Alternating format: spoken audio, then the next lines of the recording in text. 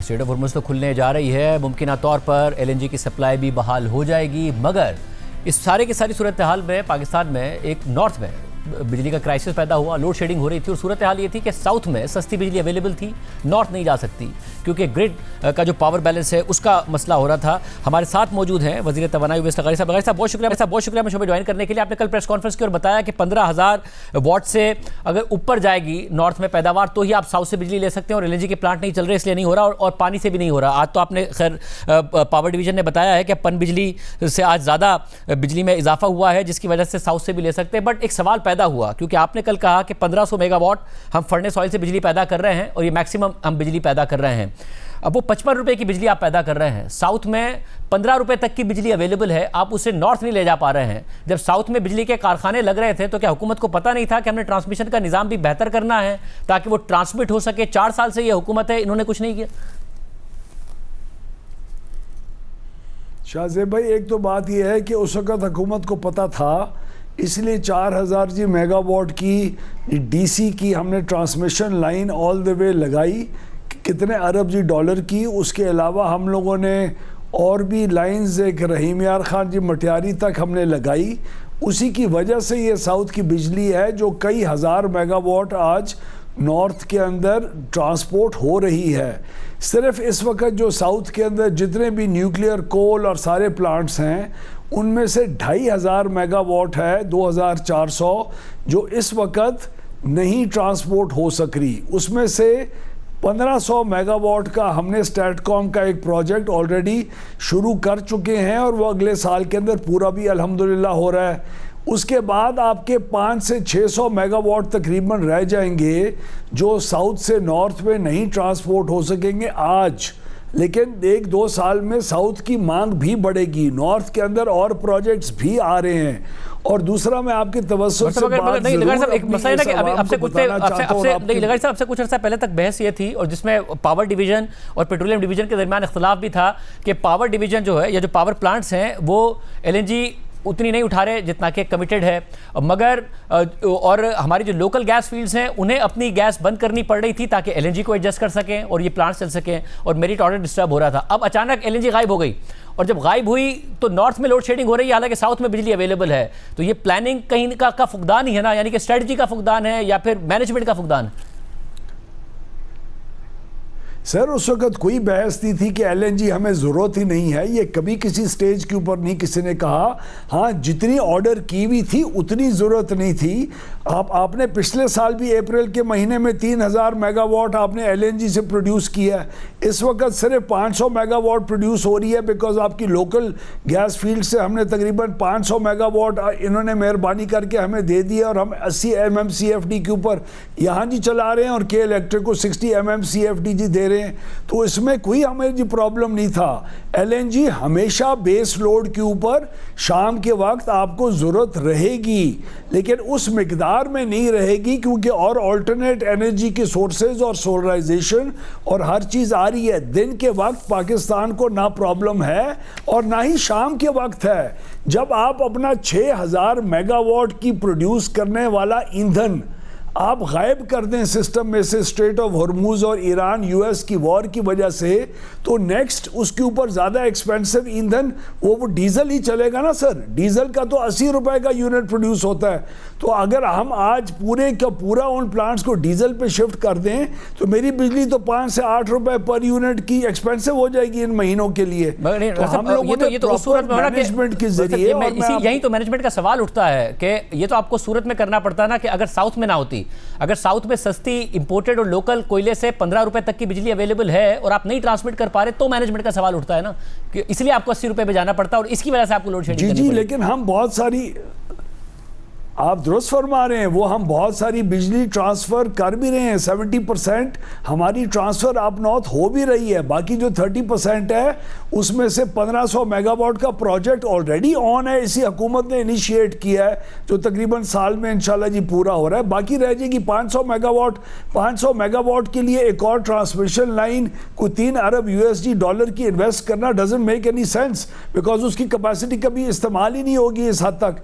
तो जो steps steps ہم نے ٹرانسمیشن کے اٹھانے تھے ہم اٹھا چکے ہیں, اس میں سے ایک سٹیپ صرف کمپلیٹ ہونے کے لیے رہ گیا ہے جو اگلے سال کے اندر ہو جائے گا. دوسرا اگر آپ اجازت دیں میں آگے جانے سے پہلے مجھے مگر ایک بات صرف اس کے بعد آپ بات کیجئے. ایک بات عوام آپ جاننا چاہتے ہیں کہ اسٹریٹ آف ہرمز کھل گئی مگر قطر کی کیونکہ بہت زیادہ حملے بھی ہوئے قطر کے اوپر, ان کا پلانٹ بھی متاثر ہوا, پاکستان کو ابھی مستقبل قریب میں LNG مل جائے گی یا نہیں ملے گی؟ ہے تو سوال پیٹرولیم ڈویژن کے لیے, بٹ آپ کا کیونکہ کوارڈینیشن میں کام ہوتا ہے, ملے گی نہیں؟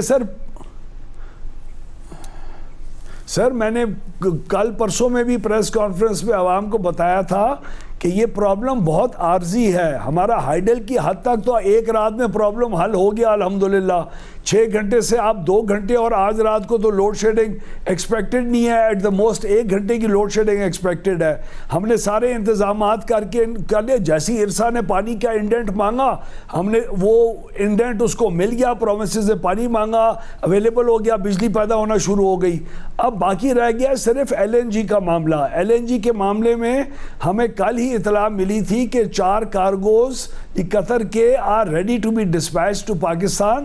آج اسٹریٹ آف ہرمز کھل گیا ہے. ہم نے آج پیٹرولیم منسٹری کو کہا ہے کہ فوری طور کے اوپر ان کو ڈسپیچ کرائیں, وہ 5 دن میں ادھر پہنچ جائیں گے.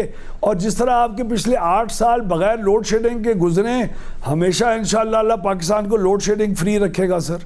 اور یہ جو مسئلہ ہے ظاہر جو سب سے زیادہ تنقید ہوئی وہ اسی بات پر ہوئی کہ یا تو ملک میں بجلی نہ ہو, بجلی ہے, اور اگر ایک سورس نکل گئی ظاہر اس میں یا تو آپ کا قصور نہیں ہے کہ جنگ چھڑ گئی, اسٹریٹ آف ہرمز بند ہو گئی, قطر کے اوپر حملہ ہو گیا, LNG نہیں آ رہی تھی, مگر دیگر سورسز سے بجلی اویلیبل ہو اور ملک میں اس کے باوجود لوڈ شیڈنگ ہو تو انکمپیٹنس کا سوال اٹھتا ہے. سر یہ بات میں آپ کو پورا حساب بتا دیتا ہوں. لوگ کہتے ہیں اس ملک میں 46,000 میگا واٹ کی انسٹالڈ کیپیسٹی ہے, جھوٹ بولتے ہیں. اس ملک میں اس وقت 32,000 میگا واٹ کی ڈیپینڈیبل کیپیسٹی ہے.